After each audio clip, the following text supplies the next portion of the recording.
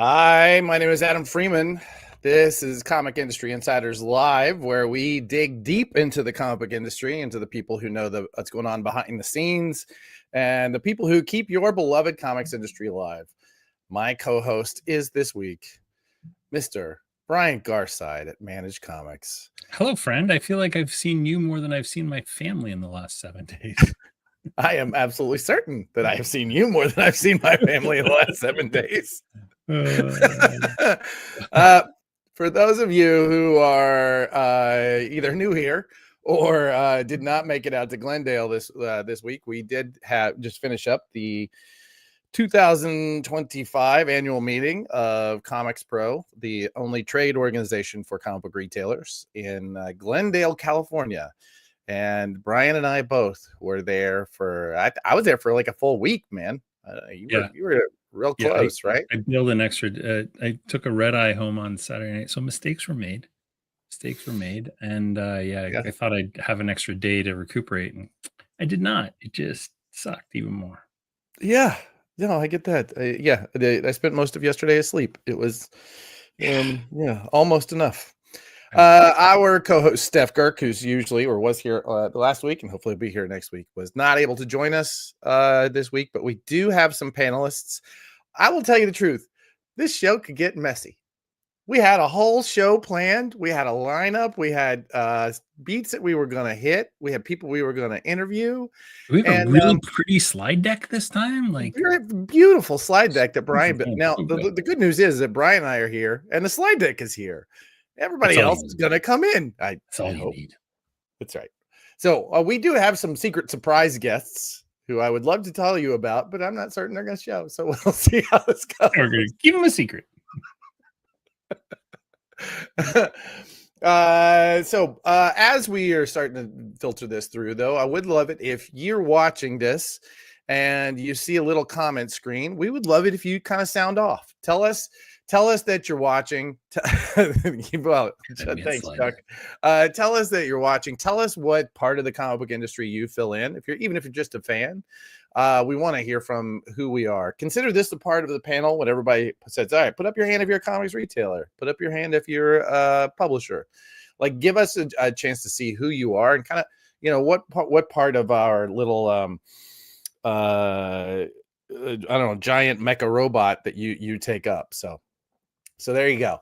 Brian, what do you think your biggest takeaway? I know that we're going to dig into this in detail, but you've been to how many ComicsPros? I think this was my third in person and then the virtual one in 2020. So gotcha.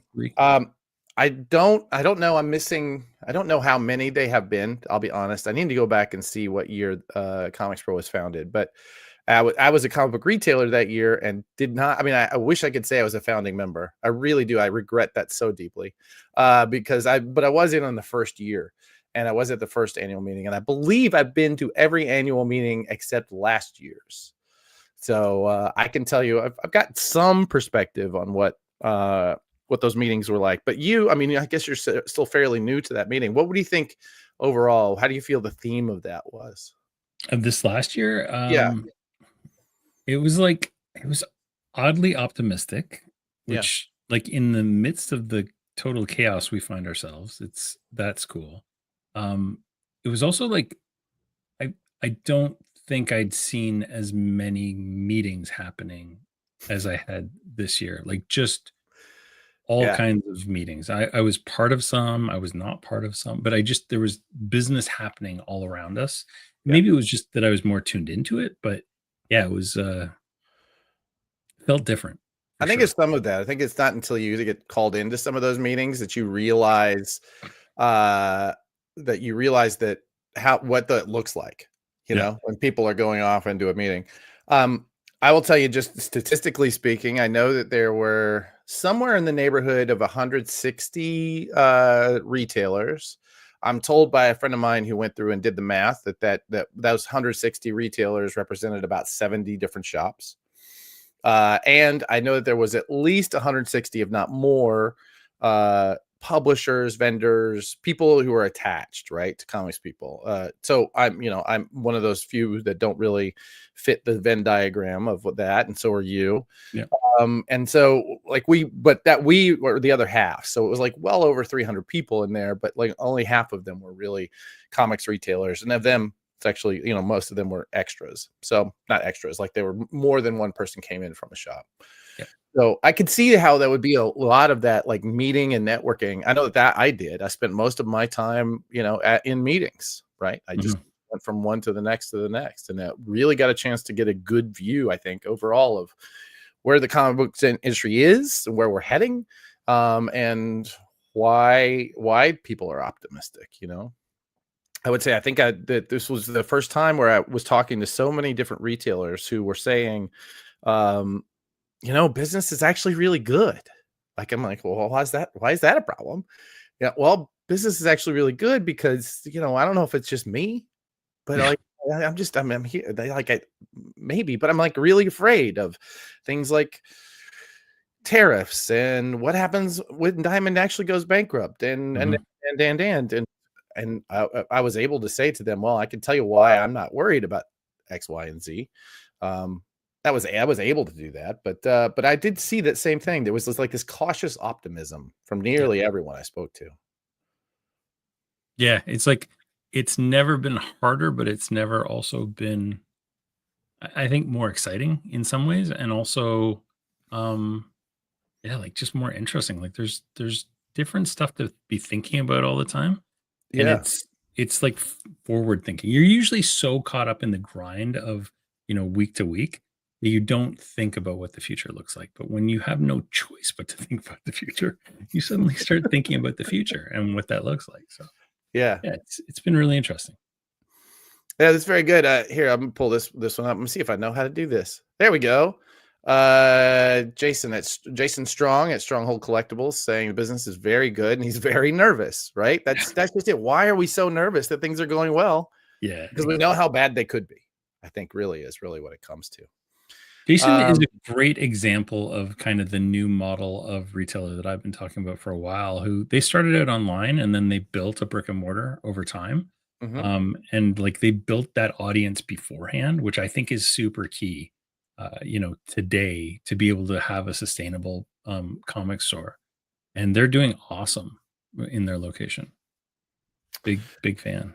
Only because we're basically vamping, because I know of at least one person who's logging in here in a minute. I want to bring her in as soon as she shows up. But I do want to talk to Charles here. He says, if Amazon buys Diamond and starts selling single issues, how would that impact the comic book shops? It's a great question. I would say, I don't know. Here's what I will say. I feel like, and I know that I'm a minority in some groups. I really do feel like what online discounters like DCBS bring is in the end additive, right? I feel like it's, there are certain people who just become whales and they just want more. And if the average shop tries and gives a discount for that, it's going to put them out of business, right? You just can't do it. So somebody like DCBS is able to do that and actually is part of the ecosystem. If Amazon came in and did that, I don't know that it would actually change all that much. I feel like it would be additive in the same way. However, I will say I've talked to now over the years 4 different people who worked with Amazon or worked for Amazon who were tasked with trying to figure that out. How do we sell single issue comics? And they've never figured it out, which I think is just incredible. They can't figure out a way to make it worth their while. So as a result, Amazon leaves us alone in a way that brick and mortar retail has been savaged by Amazon. Yeah, 100%. And you think about Penguin Random House, who came into the industry and didn't really understand the collectible nature of it. And when they came in, they had a lot of stumbles in the beginning. And I don't know that Amazon would put the level of effort into single issue sales that PRH had to put into like bulk orders, because it's a one thing to do it on a scale of this many copies versus one single copy, right? Like, yeah, I don't know. I don't see it happening. I mean, Amazon screwed up Comixology. I think they would screw up a single issue system as well. Well, and I think my understanding, and I could be wrong about this, but my understanding, having talked to a few people behind the scenes at Amazon, and I stayed fairly close to the guys who were at Comixology. I think they went and explored comics, and in the end they decided, well, I think our best bet is to try and do digital right. And turns out they didn't. Right? It fell apart. So, so I think this was their way of getting into comics, and I think they've just learned that it's not going to work.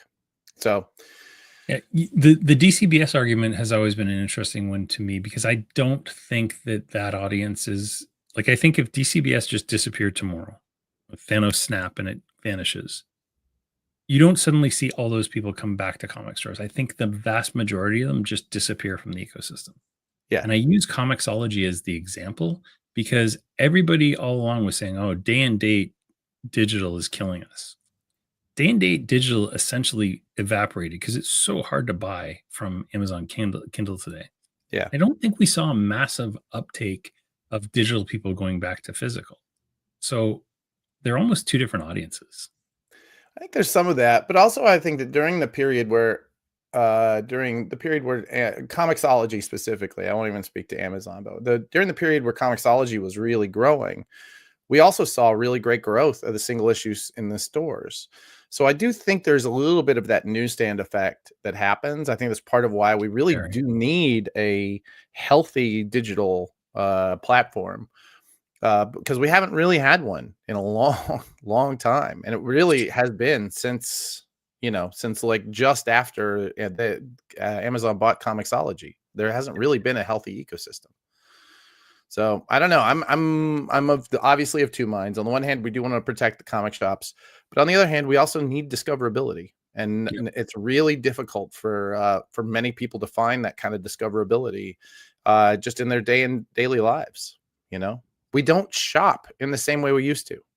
Right? You're not going to your local strip mall to pick up, anything, but you're going to your local strip mall to get your nails done, or maybe go to karate lessons.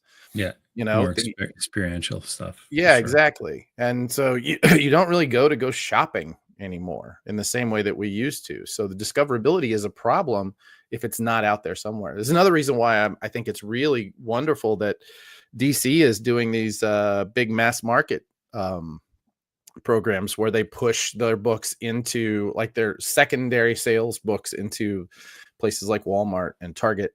And I'm told as a result, like, are starting to push in some front list graphic novel stuff too. I think that is going to be wonderful, because that you get people hooked, and then they go looking, and then they put the comic shop into their regular daily routine, whereas it would not have been otherwise, right? Yeah. Yeah, I mean, the compact collections are a great example, because at the end of them, they have an ad to, like, find more like this in your local comic store. Same with those dollar collections. I haven't seen them because we don't have them in Canada yet, but the Dollar Tree first issues, they have an ad at the end of them that's go to your local comic shop to find more. And we were talking to DC, and they said, we didn't put, like, the comic shop locator service in there because there's a comic shop locator service on every phone. It's called your map. And I was like, yeah, you got it. You get it. So yeah, for sure.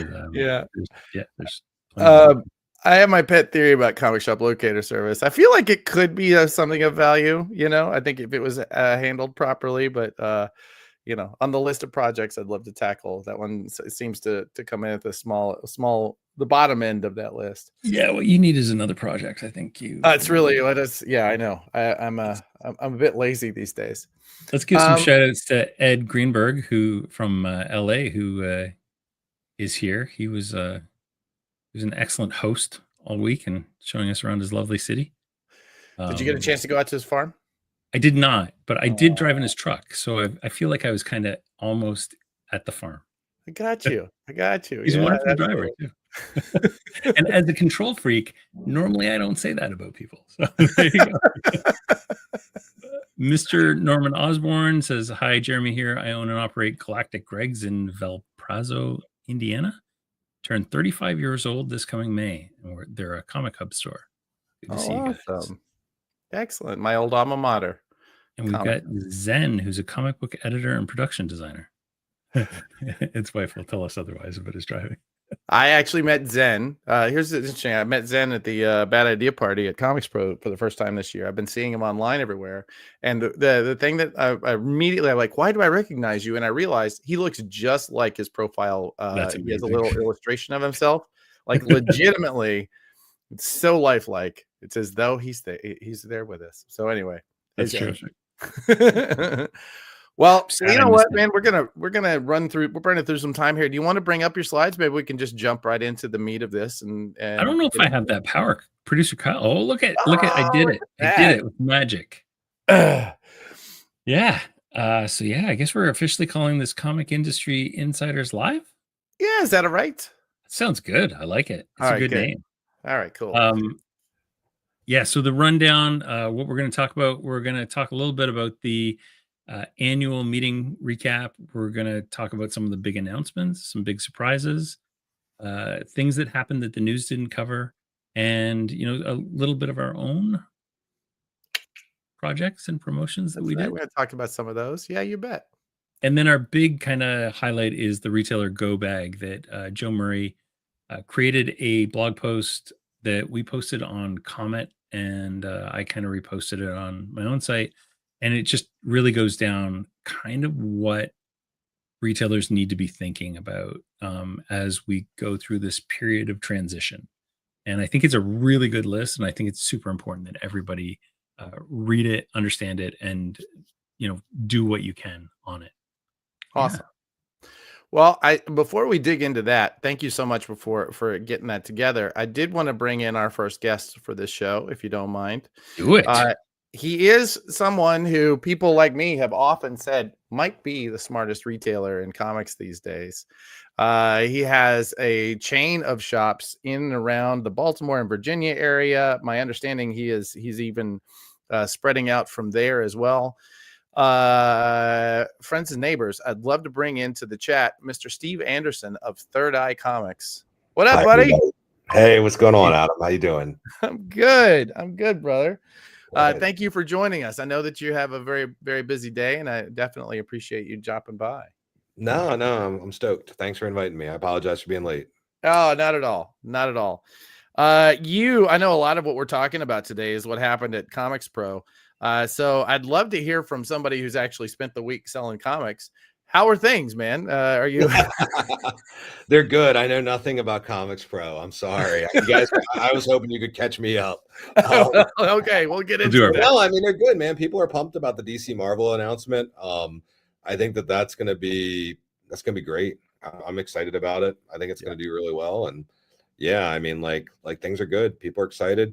Lots of great stuff just got dropped in the most recent catalog. I mean, it's a good time to sell comics. What do you think? What are the bright spots that you're seeing? When you go through the catalogs. I mean, right now, it just seems like people are just content. They're just excited about great content. I mean, we saw initially really strong response to the new Skybound book, The Blood and Thunder. And that's great. You know what I mean? That's a content book, you know what I mean? So to see a good initial response to that is really good. The Alex Ross Timeless covers was a good move by Marvel. That's something that those never go out of style. The older ones always turn over well. And I mean, we're seeing people going after sets for them. Man, I'm trying to think of what else. I just did all the marketing for it, and I'm blanking now. But I mean, the last two catalogs have been great. They've been robust. There's a lot of great releases coming over the next couple months. Yeah. Have you seen the Lunar just put out a full preview for Martian Manhunter? Oh my God, it looks great. So good. Yeah, it looks great. Yeah, I Yeah. just read it, and I was like, oh man, this is that perfect sweet spot of proto Vertigo, Morris and Doom Patrol Animal Man style. It's great. I love it. I think Dennis is going to be one of the biggest names in comics. That dude is great. Yeah. Who's the creative team? It's Dennis Camp and Javier Rodriguez. Got you. Yeah. I think we have an upcoming Zdarsky Comic News focusing on Dennis, so that's it's going to be a big one. The right guy. That dude's everything he does, man, is gold. That's awesome. Oh, there it is. Oh, There it is. Perks to doing advertising. Get it before everyone else. There it is. Well, Steve's joining that rank here real soon. Nice. Sorry. Kyle, that didn't happen, right? Okay. So, well, that's really fantastic. We were just saying before you got on that so many of the retailers that we're talking to are like feeling this like weird cautious optimism about this year. Like you talk to each of them and they say, yes, things are going really well. And I'm like, why aren't you excited? I don't know. I just feel like everybody else is really struggling, and who knows what's happening with Diamond and tariffs and whatnot. And nearly all of them were thinking that they were the anomaly that was winning at the moment. Yeah. How are you feeling these days? Are you cautiously optimistic, or are you just like full? Let's just let's full guns. Let's go. I'm always balls to the wall, man. Like, I don't know, man. Like, it's weird. Like, I guess a lot of us probably operate this way, but like, I feel like I'm in a bubble. You know what I mean? Like, it's like we have a lot of irons in the fire at Third Eye, so I'm always doing a ton of different things, and yeah, like I'm excited. Yeah, it's pretty fun. Just Sorry like about that. I was like, do we lose? I'm not usually on these things. So I was like, is Adam here? Am I still talking? It was a weird gesture I did. I don't know. My keyboard's not working. Nice, Listen, nice. Here's the thing, y'all. If you were hoping for seamless technical accuracy, this is not the week for you. Half of our guests are late. We're all sleep deprived. Yeah, there we go. No, I mean, I'm excited. Like I'm pumped. I'm pumped. Yeah, you should be. That's what I was saying. Like before the show, we were talking a little bit about that. Or actually, maybe it was during, I don't know, time's a circle, who knows. There's so much change going on in the industry right now that it's like there's all kinds of threats, but there's also all kinds of opportunities. And like it's almost dizzying to try and figure out what is what right now. But yeah, it's like a time of mass change, and we haven't seen one of these in at least 5 years since like the Diamond breakup kind of thing happened. But definitely not to this level. I don't think we've seen anything like this for probably 26, 27, 28 years, this level of disruption. This is very, very new. But yeah, Steve, I know you to be somebody who really protects your bandwidth and really protects your attention. How do you think about this kind of time where you need to keep in touch, right? And the world around us, let's not forget that the world around us is politically is like scary and turmoil and that sort of thing. How do you keep your own bandwidth healthy during this period? Because I know how much attention it must take to grow a business like yours. I don't know. I mean, that's a good question. I mean, what do you mean? Like when you say bandwidth, do you mean like just like not getting caught up in the weeds of like? Yeah, I've known you to be very careful about what you will and won't be involved in or think about or get passionate about. I've known this about you in the past, and I would just you could talk about that as a practice. Yeah, I mean, like honestly, like I mean, like it's like I live, sleep, breathe Third Eye. Like I mean, like my days start like 3-4 o'clock. And I do go to bed early. I'm in bed by 10. So like, you know what I mean? Like, so I'm not, I wish I could stay up till 1 and get up at 3, but like from like 4 a.m. until about 7-8 o'clock at night, it's Third Eye. And then I eat and then I go to sleep and then it's Third Eye again. So like, for me, it's really just like whatever pertains to us at Third Eye, you know what I mean? So like, I keep the focus on, I mean, when it comes to comics, I selling books, you know what I mean? Like, we got to keep selling books. We got to keep people excited. We got to make we got to keep people engaged. And, and then we have, other industries that we have to stay on top of as well, because we've got like, a pretty big game business. So we've got to stay on top of that. In that industry, what's really interesting right now is like, I think that we're seeing, a nice tide rising across almost all fandom industries, because you're seeing like a nice burst in the game space too. Like, I mean, Pokemon is just insane right now. Like it is nuts. And like, you know, and then we have to stay on top of the stuff with like the records and like the toys and all that. So like it's cool. I mean, like, but like in terms of protecting bandwidth, I mean, like I basically just I focus on the stuff that, you know, is going to be impacting for us. And, you know, at the end of the day, I just want to make sure that all my people are getting paid and, you know, we're doing our thing. Awesome. Well, I appreciate hearing that. And it doesn't surprise me at all that you put in that kind of day. And should be a lesson to anybody who wants to compete with you. What it's going to take. I just love the job, man. I got the best job in the world. It's like, why not? Yeah, Brian and I both were talking today about, you know, we're in a period of real growth and real opportunity, and you just wake up feeling already behind. You're like, all right, I gotta go.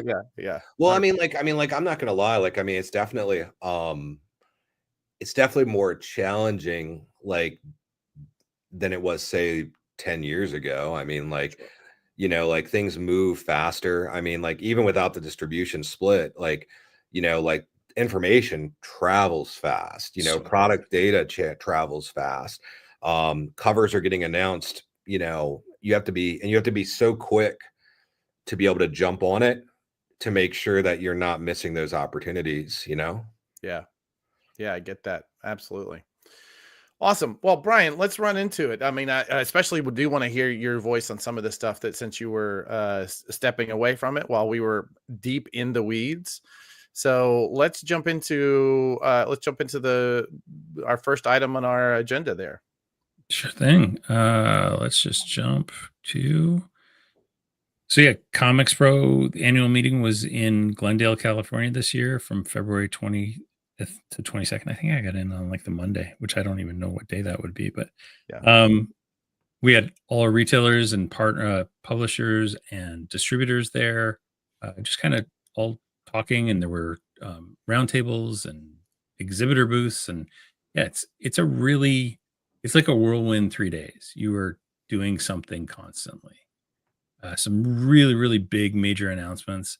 Obviously, DC anchored a lot of their announcements around Superman. So there's a new Supergirl series coming out. There's a new Crypto series coming out. There's like Superboy by Mark Waid in Action Comics. A lot of really cool stuff. On the Marvel side, there was a big announcement by Chip Zdarsky that he's running Captain America, which was pretty hilarious. We had the Ultimate Spider-Man Incursion stuff. Marvel Premiere announced, those things are great. They're like Marvel's version of DC's compact comics. They're a little more expensive, but the covers have this like weird texture that I love. It almost feels like flesh. Just so nice to hold. But they announced Civil War, Old Man Wolverine, and Hawkeye are coming out. That comes from what is known as a matte laminate, Brian. So when you feel it, it just feels velvety and sexy. Yes, I'm familiar. It's so nice. Yeah. Over at Image, Ghost Machine announced a new series called First Ghost with Brad Meltzer and Jeff Johns and Gene Ha. Philip from Ignition announced their slate, and there's a bunch of really great creators on that. Z2 Comics announced some direct-to-retail distribution. There were a couple of other distributors who, as I was making the rounds, there are a couple others that are announcing some direct-to-retailer distribution deals. So those are going to be interesting to watch.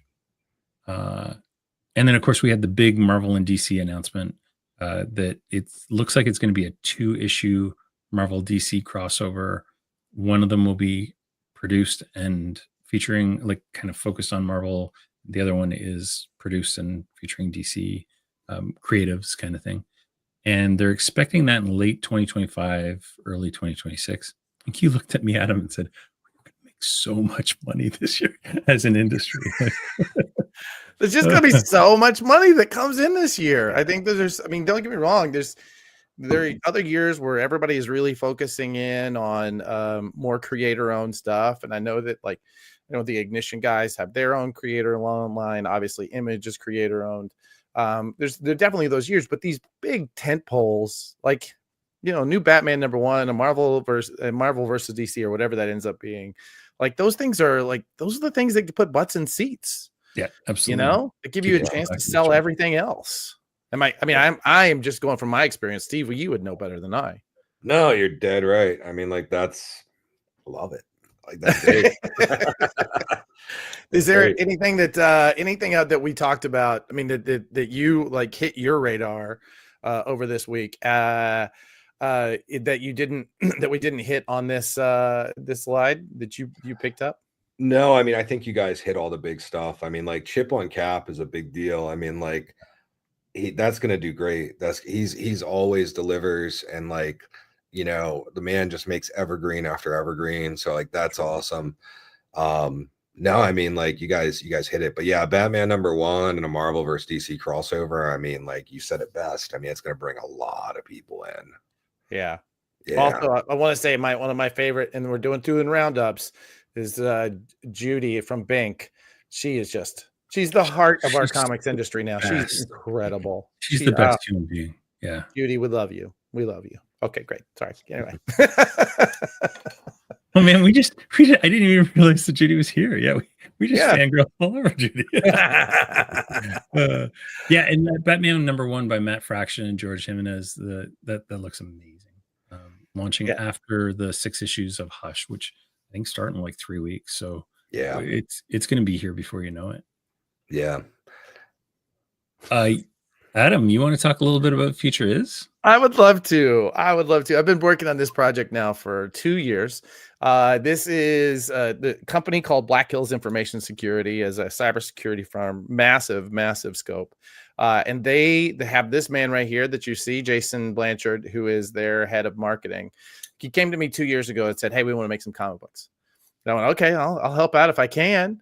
But what we ended up doing, honestly, after several years, after a lot of months and a lot of iterating and a couple of zines and little one-shots that we did for their conferences, we came up with The Future Is. This is a long-form story we're telling. It's going to take 5 years of monthly releases to do one ongoing story written by Fred Van Lente, with artists with a huge stable of artists. Specifically, I think we're starting with Ennio Buffi, who is an incredible Italian artist out of Studio Arancia. We have been building this thing for so long. I'm just so excited to get people to hear about it. And Jason, God bless him, he gets up there and he gives all the details of this plan that we've built. And we get this headline from Bleeding Cool: the best comic presentation I ever saw. Jeez Louise. I mean, that's not what you don't ever expect that, but it's also I'm not only I'm very proud, but not surprised, honestly, because I know Jason and I know how good he is in the crowd. And I also know how much work we put into this thing and how high the quality is. So I'm just so excited. Steve, I've been talking to you about this for I don't know, probably since the beginning, right? Yeah, man. No, I think it's going to be awesome. Like, I mean, everything I've heard about it, you know what I mean? Like, I think it's going to be big. Like, I'm excited about it. We're going to sell a lot of it. Like, I think it's going to hit, man. And we haven't announced it yet. I guess I'm announcing it here. There's going to be a tour that starts the week that this releases. It starts at Third Eye at Steve's store. So we're going to go down the East Coast down to Florida during that week, stopping every day along the way to do a different signing. Those details are coming very, very soon. So watch out for that. I will say Jason he is so good at this, and this book is really, really coming together. I also give a shout out to Joe Keating, who is one of our partners on this. He's the editor of The Future Is, and that's awesome. Dude, he's such a good guy and has put in so much good work. Oh, the cover list he's built, you guys, the cover list he has built. We're doing one single cover for each one. We're not doing multiple covers, and each one of them is a banger. I mean, we're coming out with Jay Lee and then Mike Hutchinson and then Jim Mahfood, and then like this long list of bangers includes Mike Allred came in. Yeah. We've got Paul Pope coming up. So awesome. Dude, I mean, this thing is going to be so much fun. It's going to be big. I know. As a guy who's been in IT for like 20 some odd years, I got to say, like, the Venn diagram of like nerds and tech guys and like comic fans it's pretty much a circle. It's just like overlapping circles. So Yeah, Jason showed this. They did a survey through their Discords, which is massive. There's something like 100,000 people in this Discord. These Discords about, you know, if you're into cybersecurity, are you into comics? And literally 3/4 of them were either I'm a regular, like a weekly Wednesday Warrior. I occasionally step my foot in, or it's been a while, but I love comics. That was most of the people that responded in those. Yeah. So yeah, we're going to do everything we can to drive those people into comic shops. And man, super exciting. And it's a great looking, like the hardcover is beautiful. The presentation of the stuff looks really good. So yeah, it's going to be a good book. I love it so much that when the opportunity came for a full page ad, that's right, I bid and bid and bid and won it. And I'm super excited. And we're going to do something really cool. I want to do like, I don't know, we're thinking maybe an ARG or something, like the absolutely crazy stuff that's going to be fun. Awesome, dude. I'm excited. Excellent. Yeah, it's going to be fun. Oh, and we were talking about, this is apparently my pitch time. I forgot about this. So we also announced, we also did a presentation. Chip Zdarsky came up, and we had an exclusive cover for Zdarsky Comic News, which I recently was named the business manager of. And Prana, we've been working with them to kind of grow their circulation, to build better practices on the back end, but also to sell ads. And we've got some of the biggest names in comics now putting ads in. And the reason why is because it's a print promotional item that goes into comic shops where comics buyers are. We saw one survey that said 87% of comics buyers make up their mind about what to buy when they're in the shop. They don't do any pre research. They go in and they talk to guys like Steve, and then they decide what to buy. So Chip did this hysterical presentation about ZCN, and we gave away this exclusive cover at this of Chip making out with himself in a Batman costume, and both of them are thick and absolute. So I'll tell you my favorite little anecdotal story. So I did an ad I did one in this one and the previous one, the one that we're seeing on the screen. And I ordered, I don't know, 100 copies or so. I have 120 subs. And the guy sent me another, I don't know, you sent me another 100 or so. So I had way too many. So I gave 50 of them to my son and said, just take them and give them to kids at school. And so the kids are coming back to him and going, like, he's in high school. Kids are coming back to him and going, where do we get these actual comics? Because I want to read these things. That's cool. And I'm thinking now, like, seriously, a street team of like just getting kids out, because they get abandoned after public school, right? There's Scholastic Books fairs that go through grade 8. And then they've learned how to read comics. They read Dogman, they read Amulet, they read Bone. And then it's just like, okay, off on your own, right? And so if we can kind of figure out a way to sneak things into high schools and get them back into comics, I think there's a massive untapped market of kids that are hungry for it and that have got the money to do it too, right? There you go, Steve. Stronghold, Jeremy. I'm into it. Street team. High school book fairs. Third Eye book fairs at high school. Right? Come on. I'm into it. Yeah. I'm going to promo a couple things. So we announced we had a little session at ComicsPro. We announced that we got over 235 stores using Managed Comics, 24,000 active subscribers, 570,000 active subscriptions. That's monthly. We're churning through 527,000 subs, which equals nearly $4 million in monthly sales. So Managed Comics accounts for about $48 million a year right now. We're growing really, really fast. And we've had an ongoing partnership with Shopify. They're kind of our main technology partner that we've had since 2021.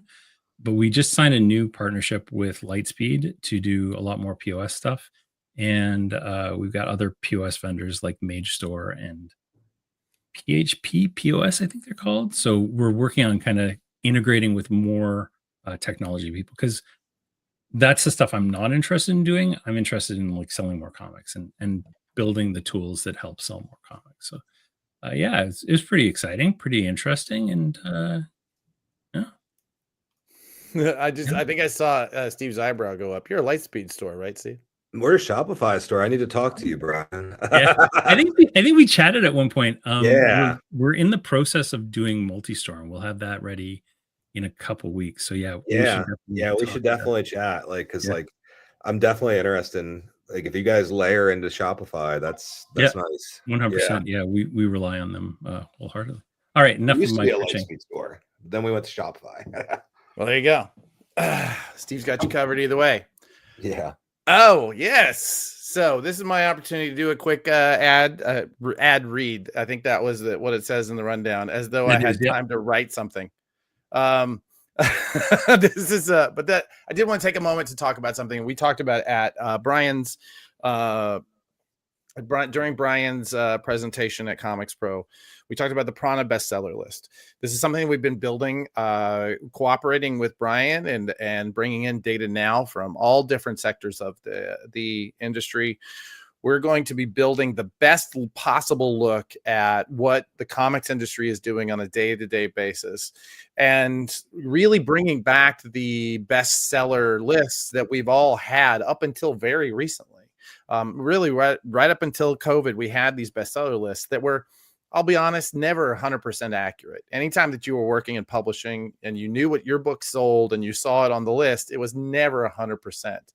However, they were always better than nothing, right? So we wanted something that was actually better than something. So we've been building this for a little while.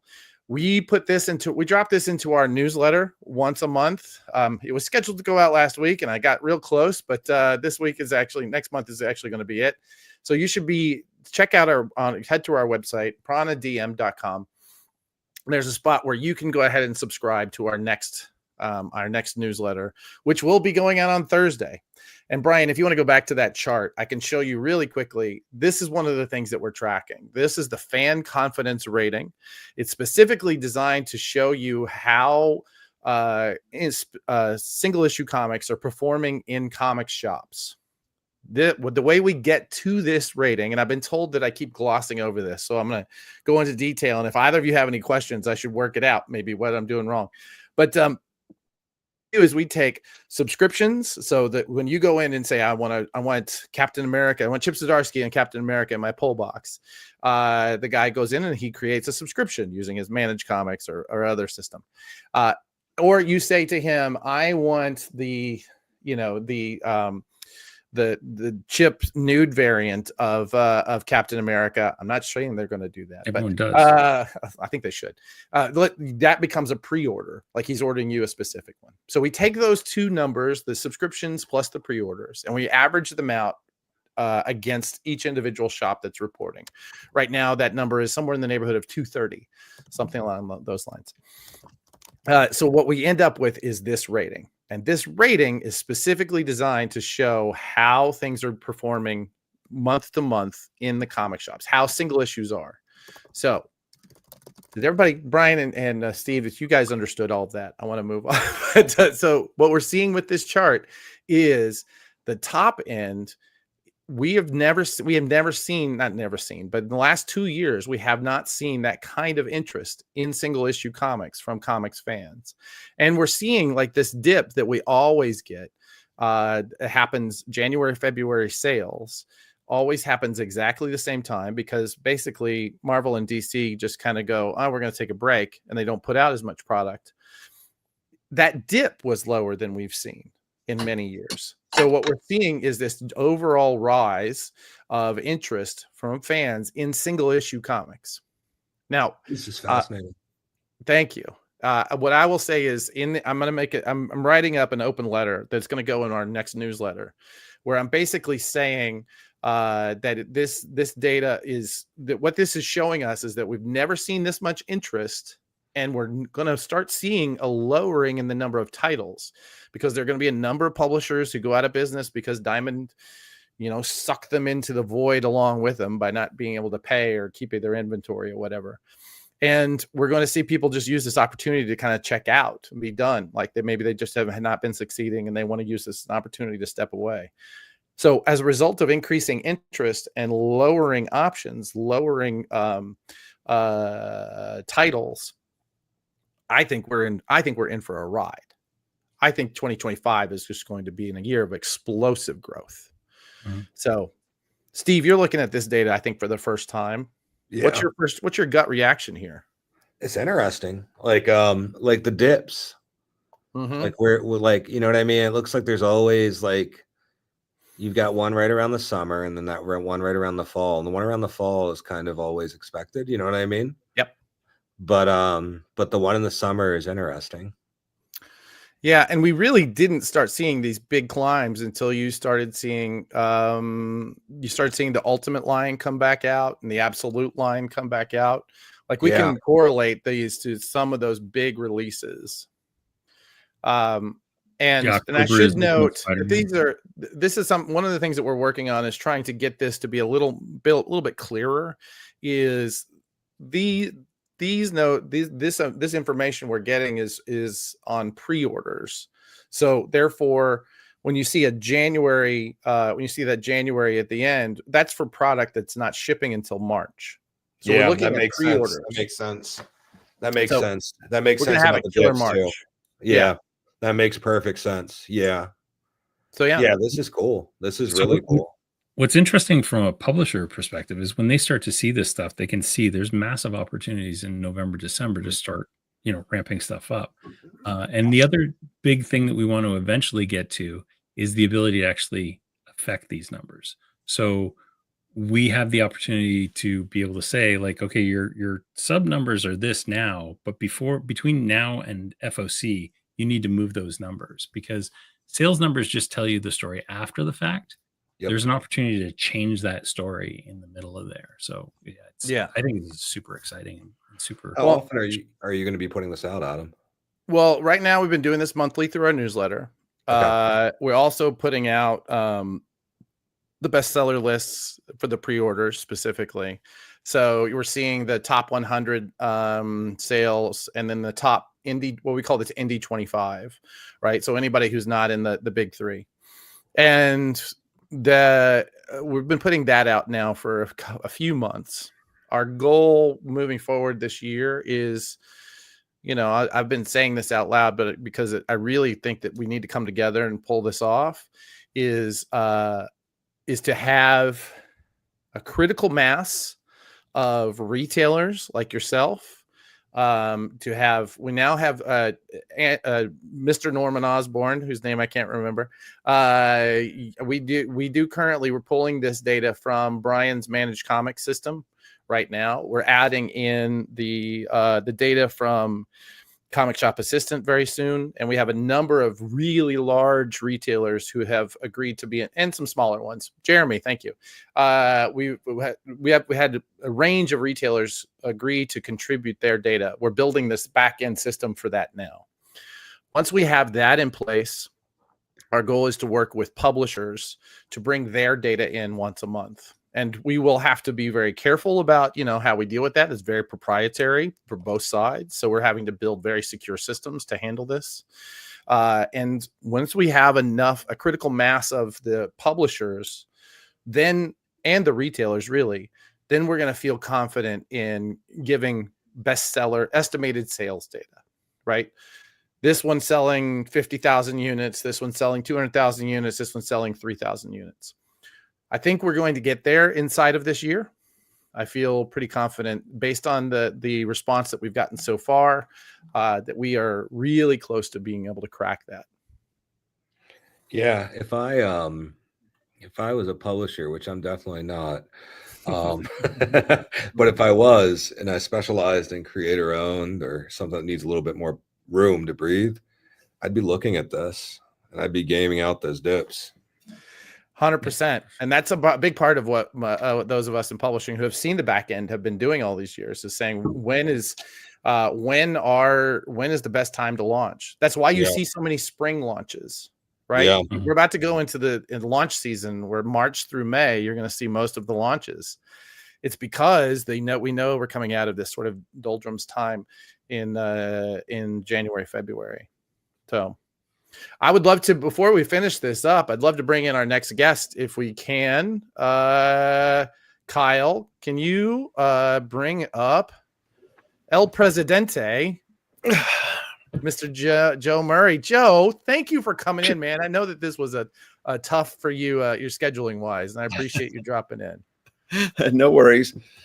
How are we all doing today? And I agree with everything that's been said, except for the parts I don't.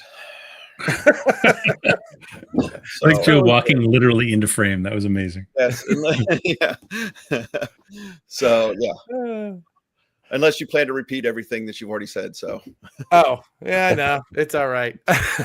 You can watch a recording. I'm sure it's going to be out there. Yeah. I like this from Christina and Stronghold. They said between this and the Comet Standard, this is just such a long time coming. And yeah, I totally agree. It's an exciting time from a data perspective that we're finally getting stuff that we've always wanted, and that it's all starting to come together. And a lot of that is thanks to ComicsPro. Yeah, it is. And also Cataclysm. We tend to evolve. We tend to evolve when Cataclysm forces us to. But we were a little bit ahead of the curve on this one, trying to get this taken care of. But it was time for the comic industry to kind of grow and become a little bit, I'm not going to say more professional, but more better on the back end. I think that was more regimented, more process oriented around some of this stuff for sure. Well, you need a strong skeleton to have a healthy body, right? You need that structure to really build. Mm-hmm. What other I don't want what other big news, but Joe, as a member of as essentially the head of the board of directors, what do you think? What are your big takeaways from this year's meeting? That there's still a lot of optimism in the room, despite everything going on. That desperate times sometimes lead to desperate measures. So that's how come we've got our DC versus Marvel back again, which I can only assume is going to end up being Jeff the Land Shark and Crypto. That's actually going to be the DC Marvel crossover. That's true. You're not supposed to let go of that sort of insider knowledge there, Joe. Oh, I have no idea what it is. I tried to pitch in the room that since Godzilla seems to be guest starring in everybody's books or with everybody, that he needs to Godzilla has become like the 70s sitcom star who's on on the Love Boat, on Fantasy Island and everything. That he needs to appear on with Scooby-Doo at this point. They just need to team him up with Scooby-Doo, who was the king of that. I don't know. My brain's still operating about 25% lag time since the meeting from tired. But there was a lot going on at the meeting. I think retailers probably only saw about 30% of what was actually happening there. There were so many meetings going on in the lobbies and so many players getting together and so many things sort of moving forward there that I think it was a very, very productive meeting. I agree.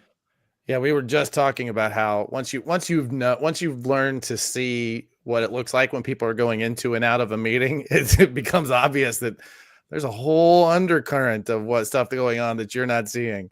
Yeah.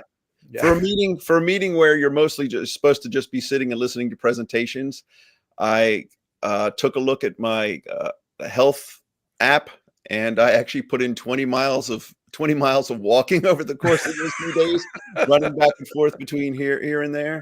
Yeah. So, yeah. I believe I agree with Jeremy, as every publisher is committing to forging ahead without Diamond. Yeah, absolutely. I think it's and I think retailers too. Earlier we had somebody ask what percentage of stores are Diamond only. And I know that's got to be really I know that your day to day has to have just gotten more and more and more and more complex. So it has to be really tempting to say, well, this place carries everything, even though I know I'm not getting the best margins.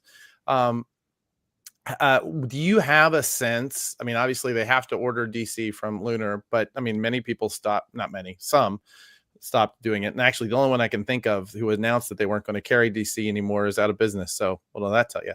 But do you have a sense of how many stores this is going to primarily be effective? I know that part of the reason we brought you in is to discuss what to do when that happens. I don't know, other than I've heard that maybe like with some of the bigger publishers, still about 30% of their sales were coming through Diamond, but I don't think that was, I think part of that was necessity and part of it was just prideful. I'm not going to move to these other guys or whatever. So I would say I max 30%, but I believe it's probably, if I had to hazard a guess, I'd say maybe half that. So, Steve, when you are, I know that you to be very active and proactive in these things. How has your ordering, if you can talk about it, and I don't want to push into anything that would be proprietary for you, but how have you been thinking about this shift through distribution, and where do you stand now? What are your priorities in deciding where you're going to order something that you can get multiple places? I mean, for us, it's always been about two things. Discount is always the big one. I mean, like there's no way around it. Where we get a best discount, that's going to steer us there, but also consolidation. Wherever we can get the most of something is where we do it. So when Image went to Lunar, we went to Lunar with Image. We'd already been there with DC. And then we shifted a lot of our other stuff, our vaults and things like that, over because that's less labor for our receiving teams. It's better to have it broken down like that. But I mean, like, honestly, like it really wasn't like a major impact for us with the Diamond stuff, like when the warehouse changes and all that, because we had moved away a little while ago and we weren't really using them as a primary at that point. So I mean, really, it's just, I mean, I sell tabletop games. I got like 14 vendors there. So it's like comics are easy. You should see us doing like game restocks. I mean, you've got like 14 tabs and purchase orders and like all that stuff. So like it wasn't too difficult. We were lucky in that regard because we'd been doing like other categories for a while. But yeah, I mean, like really discount is the big one, discount and the consolidation of the labor. Yeah, sure. Yeah, I do it primarily with discount as well, but there's occasionally sometimes when speed and information is important. Like if I'm going to place this reorder, I need to know when I'm going to get it, how fast I'm going to get it, and if I'm going to get it, where sometimes with some distributors, you put the order out there and it's going to take a little bit longer and you're not quite certain if it's going to get filled or not. So you'll sort of split the order between, I need to get a copies in immediately. Maybe it's a lesser discount, and then I'll place the rest of my order where I will get the higher discount. Yeah, no, we do a little bit of that as well. Yeah.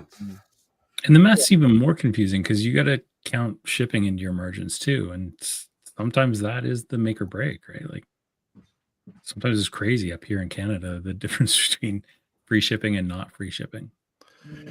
Yeah, no question at all. Especially now that we're dealing with border fear as well, right? That's got to be like an ongoing concern. Well, Joe, how did you got a feeling when we've all talked about the cautious optimism that we got? I know you to be pretty emotionally sensitive to the crew there. Can you talk a little bit about like what was the overall, mental health or emotional health, but basically like what is the attitude of the stores that you're talking to? Are they optimistic because sales are up, but they're otherwise completely stressed the fuck out and they really just need a vacation? Or are we heading into a place where they're really beginning to understand this new workflow? I think the meeting was an opportunity for everybody to. Everybody's incredibly stressed out, but that was an opportunity for him to go to a place where everybody's in the same boat and they're all stressed out about it. And let's try and talk about the positive things about it and not just kvetch about all of it. Yeah. And so the numbers recently, I know, at least personally, my numbers have belied the dread a little bit. My January was off the hook compared to a year ago, and not just up in like back issues where we'd had a cool collection come in, but it was up in all categories pretty much. So if you are data driven and you look at it, it's not as bad as it could be. It's better than you think. But then there's the whole panic moment that any given second, this whole thing could be yanked out from underneath of us for reasons that we haven't even begun to imagine. But at the meeting, I believe that the publishers, as Jeremy said, were really starting to cook with gas. I mean, they were sort of announcing projects and that I think are going to drive people in. You know, the Ultimate Universe brought people in just in time for them to also say, oh, the Absolute Universe, so I want to get in that. So then they're starting to add more titles. And DC versus Marvel is certainly going to do that. And as much as we sometimes complain about it, seems like there just seems to be reheating the same dishes over and over again. You know, we've got Hush 2 and things like that. After Kristen McLean's presentation from Circana, that nostalgia goes in these 20-year cycles, and we're like, oh wow, yeah, it hadn't occurred to me that's they're actually just playing into that. And so I think it depends upon which wolf you're going to feed, as a retailer, which wolf you're deciding to feed at the moment. And I think most of the people at the meeting were trying to feed the good wolf.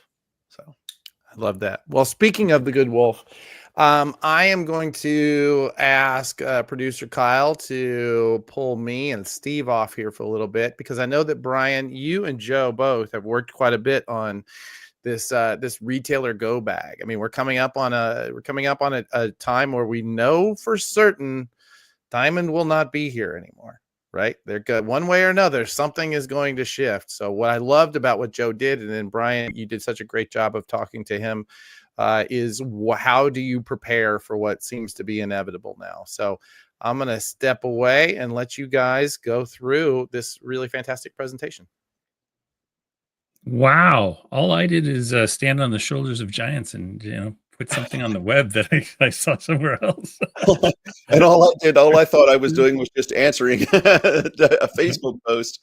No, but go ahead. I think what you did was really coalesce a lot of ideas, and it's something that needed to be said. And let's kind of go through the list of things that you think that. And so, describe for us first what a go bag is. It came up a lot was everybody was talking about the wildfires. It's when you might have to run away in a heartbeat, and you just need to grab one bag, and you're going to be able to. That's going to let you survive long enough until you get where you need to go. If you're John Wick, you bury it in the bottom of under concrete, and you bust it out. Spies use it all the time. It has all their extra sets of passports and whatnot. But this is just what you're going to need to do if you need to move in a hurry and need to be somewhere else in a hurry. And so that's a lot of digital assets and a lot of preparation that you can do at the moment to give you something to do and something tangible that you can do to deal with the uncertainty of the future. For sure, yeah.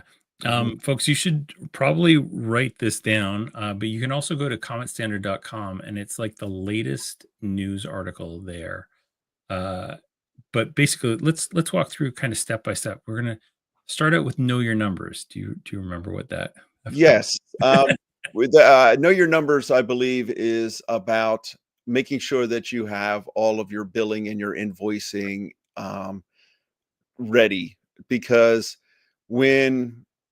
if this turns out to be like a situation back in the last distributor wars when Diamond ended up buying Heroes World had a horrible accounting.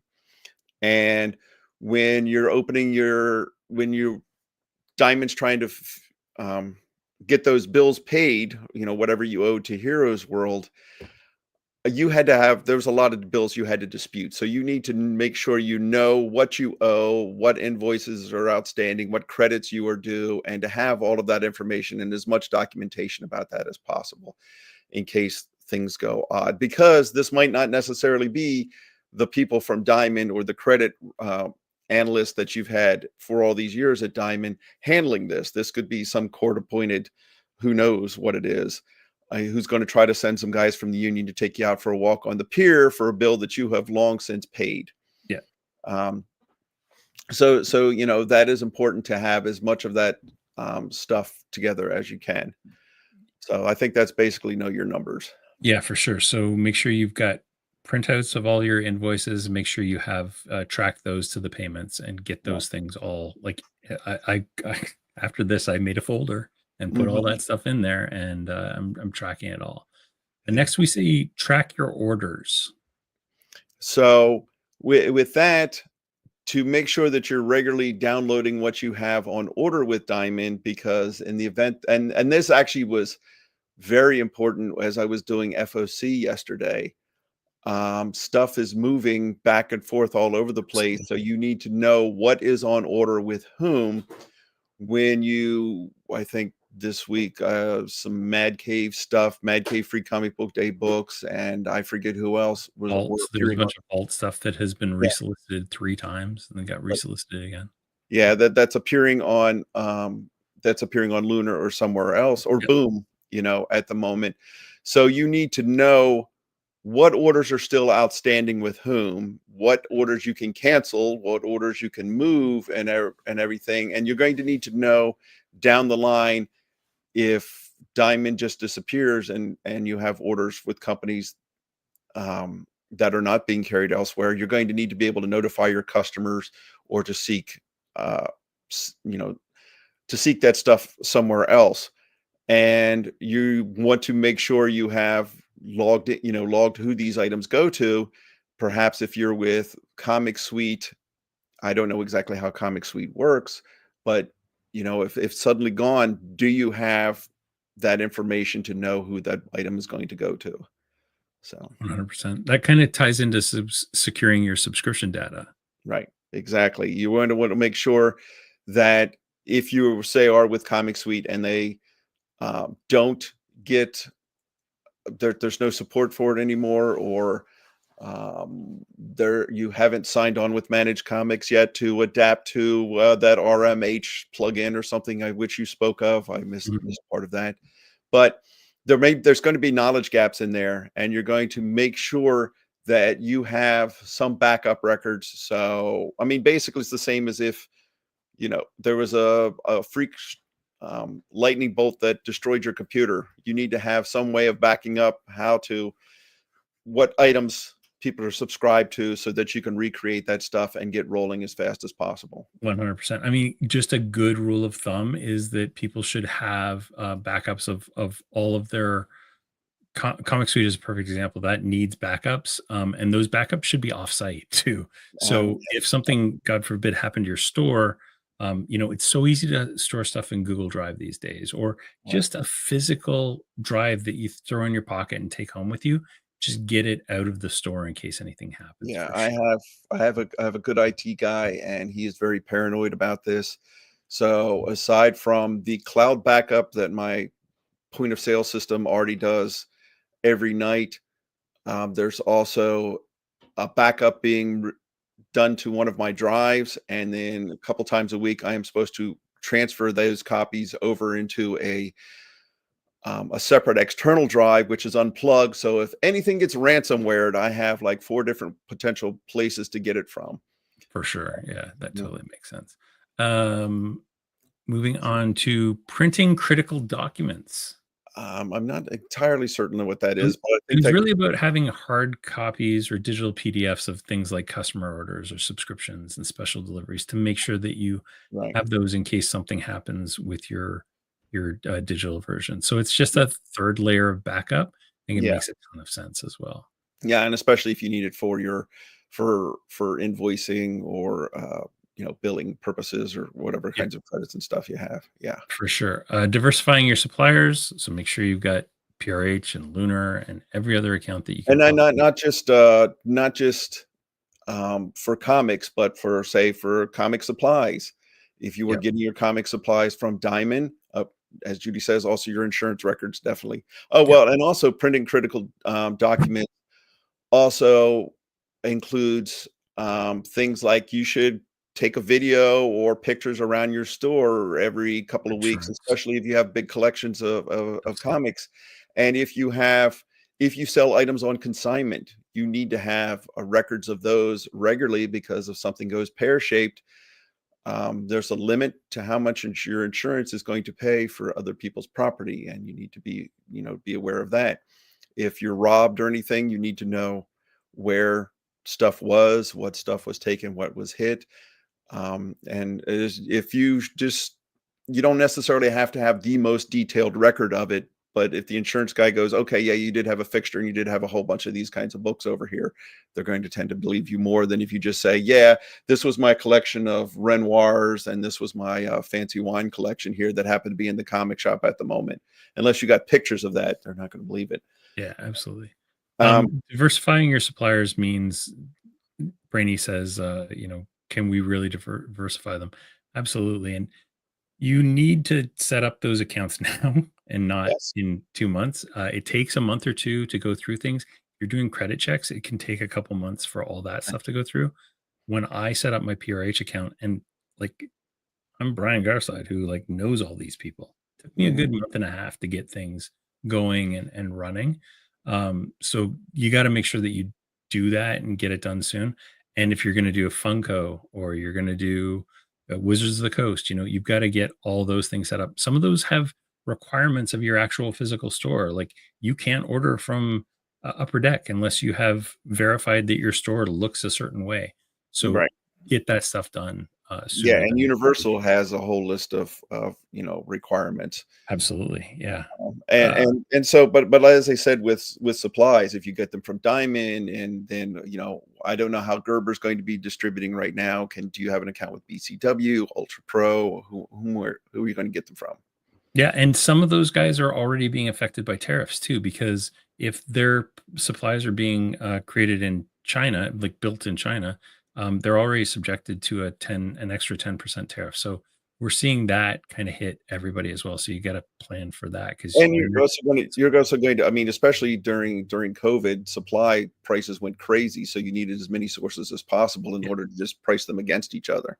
Yeah, for sure. I'm currently with the supplier that I've got like 10,000 bags and boards on order, and they're booking out a month in advance.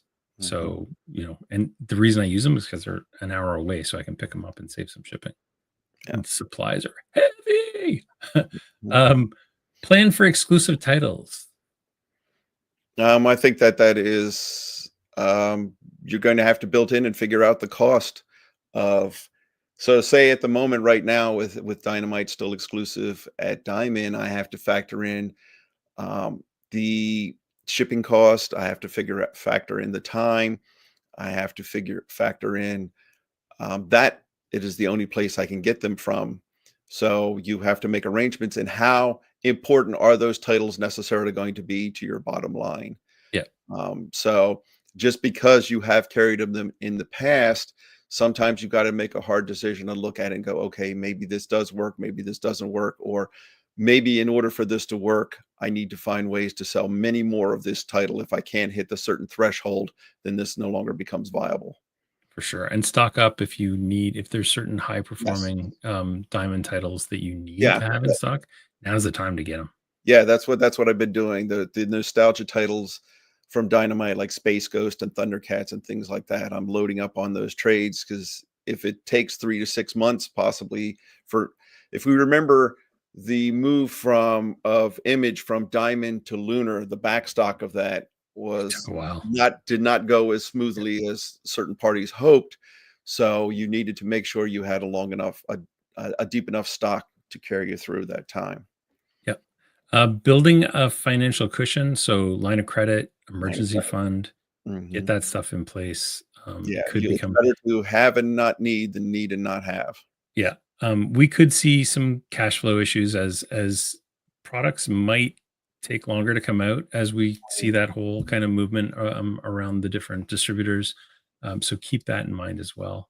And you also don't, if you are a little bit in arrears, possibly with Diamond or something, whatever terms you might be on may suddenly change. So you may have to be doing a bit of a balloon payout or something like that really quickly.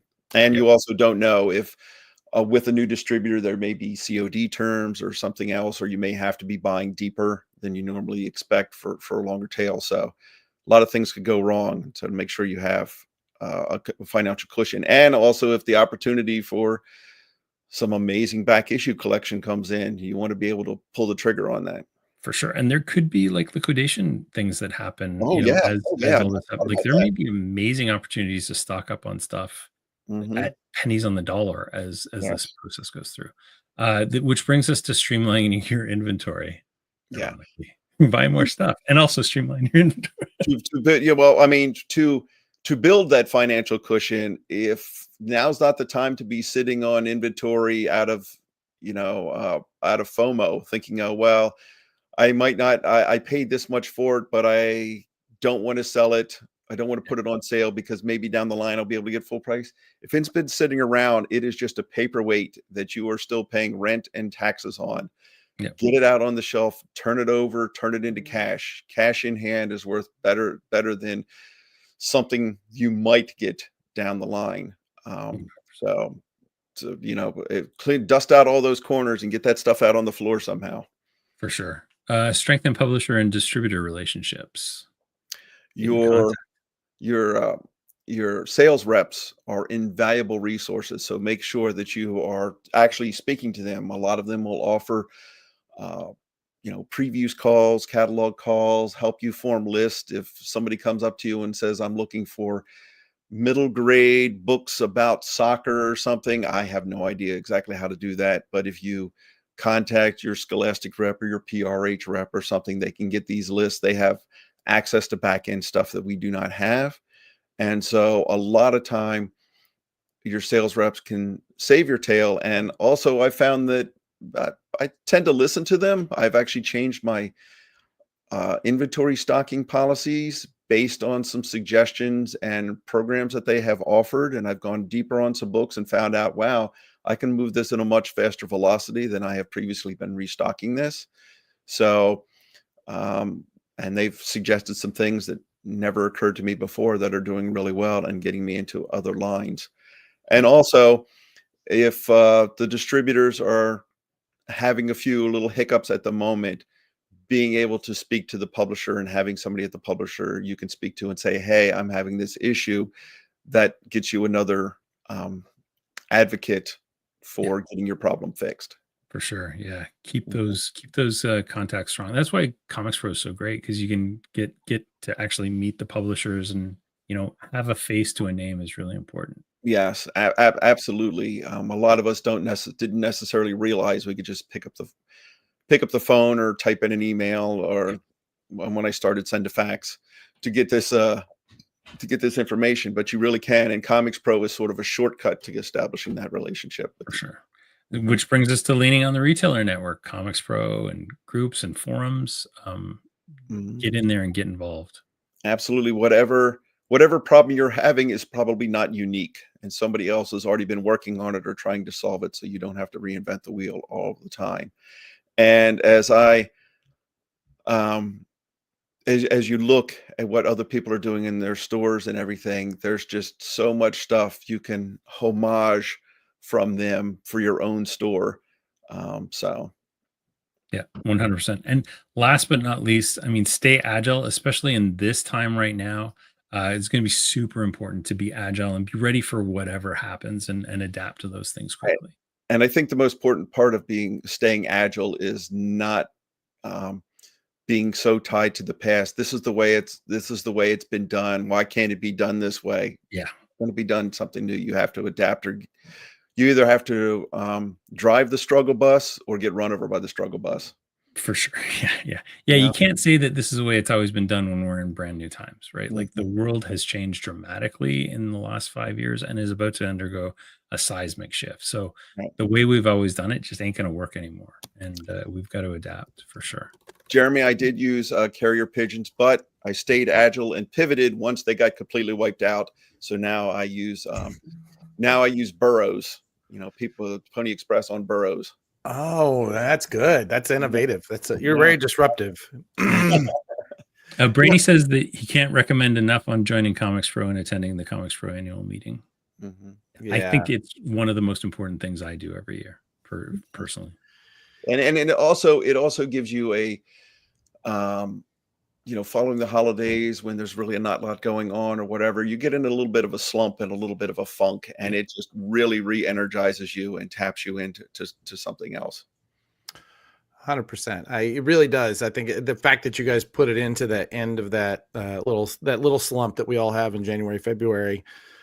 Well, listen, I can tell you my favorite part about it is this year was getting out of the cold of New York and into the warmth. Oh, so wonderful. I went from an 18-inch snowstorm to like actual sun for the first time. And then until you got into the meeting rooms, and then it was a little bit too cold. Oh my God, it was so cold in those rooms.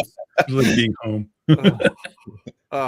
I did come up with a couple of questions that as I'm watching you guys go run through this fantastic presentation. Thank you so much.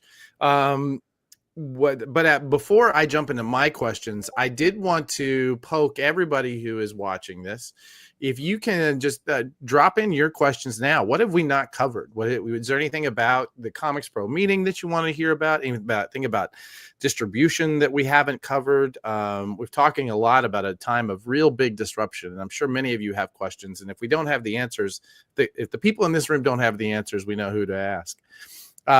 So please do go ahead and put those in the comments, because I'd love to make sure that we get those addressed before we leave. You guys talked a bit about ordering for disruptions, right? So having product in stock when you know you're going to need it, knowing that occasionally it's going to go out of print, or there's going to be a paper crisis or a plastic crisis or whatever. I would love to hear from the three of you, really. How do you think about things like, let's talk about perennial books like, say, Watchmen or Returns, or any of the big ones that do well in your shop that maybe not elsewhere, and like collecting supplies. Bags and boards are the lifeblood of any comic shop. How do you think about stocking those and then restocking those? You don't wait until you're down to zero, right? Not intentionally. I'm at 1,200 bags and boards right now, and I'm starting to sweat a little bit. Yeah, I ordered them. I definitely need to get an order placed. Yeah. What about you, Steve? I know you think quite a bit about this kind of thing. How deep do you keep it in? Is it like a time period that you keep track of, or are you just in time for everything? Yeah, depending on what it is. Like we have threshold set for graphic novels, you know what I mean? So like, we never go below X number for this book, you know what I mean? That's important for us. We never want to be sold out of Watchmen or Spider-Verse or Saga or anything like that. So we're always hitting that number to where basically we might get down to say 3 or 4 copies of something, but then we're going to bump that right back up depending on which one of our stores it is to where it needs to be on the threshold. For supplies, we do tend to order deep just because we can get a better price that way. We're actually pretty lucky. We've got eGerber within 30 minutes of Third Eye. So, shipping is not an issue. But like I've been on both sides of it. You know what I mean? I've been on the side where like I've gone super deep, and then you have like a warehouse just full. And like, right. I've been on the side where like basically like you're going too tight, and you that's no good either. So like it's a balance, and it's just being attentive to like when you need to shift based on what's going on out there. When T-mailers were in short supply, I was ordering 20,000 of those at a time. You know what I mean? Like, not quite the case right now, but we'll see. Do you think about that as where do you set that? Is it like a number you set and then go, well, now I'm uncomfortably low, so I'm going to set it a little higher? Or, oh my God, my warehouse is too full, so I'm going to set that a little lower. Do you have any sort of rules of thumb for setting those, or is it just gut? Yeah, it's a lot of leaning on like our team leaders, like take like e-commerce, right? Like, so like we have like a meeting every month basically about like the supply needs there, and then we review that budget quarterly to basically ensure that we're setting like new stock levels based on what's going on, because sometimes stuff gets more expensive, sometimes stuff gets less expensive. So like bags and boards, I mean, that's a big thing for e-commerce. We look for creative solutions, you know what I mean? Like whether it's the packing supply, you know, talking to eGerber about getting us like a different material for like certain kinds of like shipping. Instead of shipping with boards, we're shipping with cut board, which is just as good, you know what I mean? But it's a little more cost effective. And then in terms of like inventory stock, it's based on the store. So I mean, basically, like when I sit down with like our purchasing managers, like we basically we look at like every quarter we sit down and we look at like what's coming up. We make a marketing calendar, you know what I mean? We look ahead to like what's going to be popping in terms of like movies, what's going to be, you know, like, I mean, like a good example is like, say, Alex Ross Timeless covers, right? Like we mentioned earlier. Well, there's going to be a lot of new eyeballs, a lot of people who may not know Alex Ross that are going to be seeing those covers. And they're going to be like, yo, that's dope. I want to know what's up with Alex Ross. That means we want to be a little deeper in that quarter for like Marvels and Kingdom Come and things of that nature. Full circle. Yeah. Mark Spears Monsters. Like Mark Spears is doing covers for all these different things, and they're Yeah, all he is crazy selling. And yeah, it's like keeping an eye on that kind of a trend. And yeah, like our Monsters numbers go up every month, double. Yeah. Yeah, we do reports every week too after FOC to like kind of get a highlight of like which covers are like jumping out, and then we do another round after that, and you know we hit it probably about 3 times between Friday to Monday. There's also been a lot more sales and discounts regularly, so the image sale lists, the PRH sale list, and everything. So I was, you know, Transformers was selling, you know, continues to sell very well. And then right now. Yeah, every time that goes on sale, I was carrying 8 times the stock that I normally would. And that's finally almost out. And now I'm going to be placing another big order to get them back in.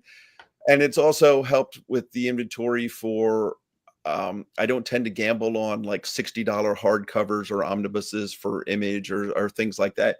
They've been putting those into sale.